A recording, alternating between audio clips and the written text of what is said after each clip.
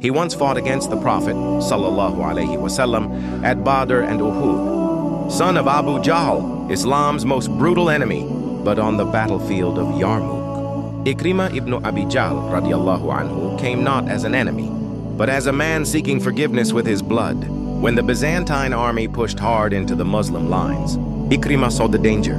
He rode to the center and shouted, "Where are those who want to sell their lives for Jannah?"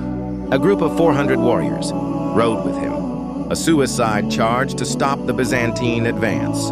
They smashed into enemy ranks, a wave of steel and dust. Ikrimah fought like a lion, sword in both hands, shouting, "Allahu Akbar," until his body was pierced again and again. He collapsed, bleeding and broken.